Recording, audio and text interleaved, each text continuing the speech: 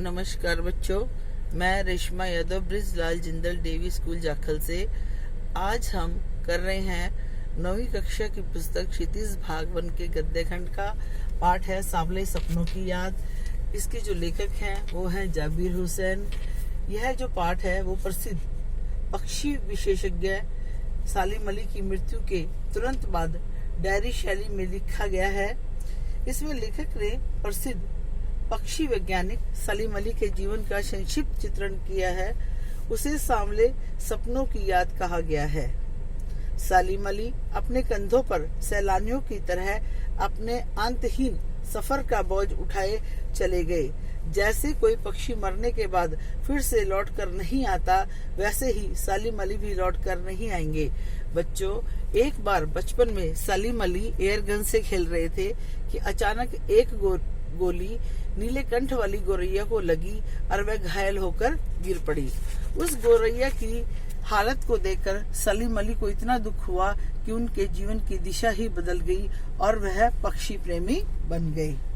सालिम अली ने एक बार कहा था कि लोग पक्षियों को आदमी की नजर से देखना चाहते हैं।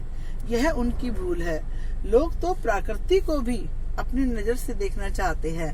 सालिम अली अपने जीवन में मिथक बन गए थे। यह तो पता नहीं कृष्ण ने वृंदावन में कब अपनी रास लीला रची थी, लेकिन वहीं जाने पर वहां की नदी का सांवला पानी उस पूरे घटनाक्रम की याद दिलाता है। आज भी लगता है कि वहां की भीड़ को चीरकर कोई आएगा और बांसुरी की धुन का जादू पूरे माहौल पर छा जाएगा। वृंदावन कभी भी कृष्ण की बांसुरी के जादू से खाली नहीं हुआ। मिथकों की दुनिया में एक नाम सालिम अली का भी है। वह कमजोर शरीर वाला व्यक्ति था, पर उसने लंबी आयु पाई थी। वह उम्र की शती तक पहुंचने ही वाला था कि कैंसर ने उसे मौत की नींद सुला दिया। उनमें पक्षियों को तलाशने की ललक हर दर्जे की थी। वे आंखों पर दूरबीन चढ़ाए पक्षियों को तलाशते रहते थे। उन जैसा बर्ड वाचर शायद ही कोई हुआ हो। उनकी पत्नी तहमीना ने काफी मदद की थी। सालिम अली ने एक बार तत्कालीन प्रधानमंत्री चौधरी चरण सिंह से भेंट कर उन्हें केरल की साइलेंट वैली के बारे में बताया था कि उसको रेगिस्तानी हवा के झोंकों से बचाया जाए, नहीं तो सारी वैली नष्ट हो जाएगी और सभी पक्षी यहाँ से छोड़कर चले जाएंगे। उस बात को सुनते ही चौधरी चरण सिंह की आंखों में भी आंसू आ गए थे। सालिम अली ने अपनी आत्मकथा का नाम रखा था फॉल ऑफ ए स्पैरो। लेखक याद दिलाता है कि प्रसिद्ध अंग्रेजी उपन्यासकार D.H. लॉरेंस की मौत के बाद उनकी पत्नी फ्रीडा लॉरेंस से अनुरोध किया गया कि वह अपने पति के बारे में लिखे, लेकिन उसने कहा कि मेरे लिए लॉरेंस के बारे में कुछ लिखना असंभव सा है। उसने यह भी कहा कि मेरी छत पर बैठने वाली गोरैया लॉरेंस के बारे में ढेर सारी बातें जानती है, मुझसे भी ज्यादा जानती है। जटिल आदमियों के लिए सालिम अली हमेशा एक पहेली बने रहे। जिंदगी की ऊंचाइयों में उनका विश्वास एक क्षण के लिए भी नहीं डिगा। वे लॉरेंस की तरह नर्सिंग जिंदगी का प्रतिरूप बन गए। सालिम अली प्रकृति की दुनिया में एक टापू बनकर नहीं, बल्कि एक समुद्र बनकर उभरे। वह भ्रमणशील स्वभाव के थे और हर समय पक्षियों की खोज में निकले रहते थे। उनके गले में दूरबीन लटकी रहती थी। उनको जो लोग जानते थे उन्हें लगता है कि आज भी सालिम अली जिंदा हैं और वह पक्षियों की तलाश में गए हुए हैं और थोड़ी देर में लौट आएंगे। लेखक जानता है कि सालिम अली अब कभी भी लौटकर नहीं आएंगे। बेटा, ये तो हुआ आपके पाठ का सार। अब हम कर रहे हैं पाठ से संबंधित अभ्यास के प्रश्न। पहला प्रश्न है इसका कि किस घटना ने सालिम अली के जीवन की दिशा को बदल दिया और उन्हें पक्षी प्रेमी बना दिया। कहते हैं कि बचपन में सालिम अली एक बार एयर गन से खेल रहे थे तो अचानक की गोली निकली और वह नीले कंठ वाली गोरैया को लगी और वह घायल हो गई और उसकी उस दशा को देखकर सालिम अली जो थे वो पक्षी प्रेमी बन गए। नंबर 2, सालिम अली ने पूर्व प्रधानमंत्री के सामने पर्यावरण से संबंधित किन संभावित खतरों का चित्र खींचा होगा कि उनकी आंखें नम हो गई।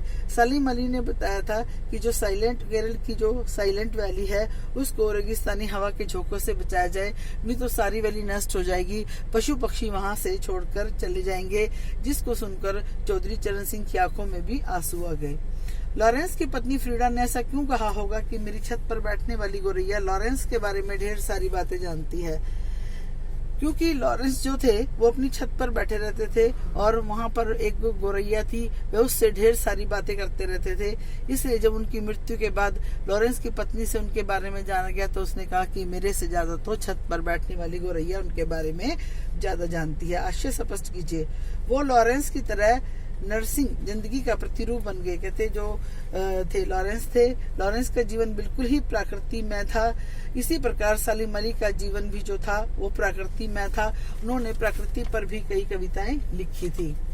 अगला है, कोई अपने जिस्म की हरारत और दिल की धड़कन देकर भी उसे लौटाना चाहे तो वह पक्षी अपने सपनों के गीत द्वारा नहीं गा सकेगा।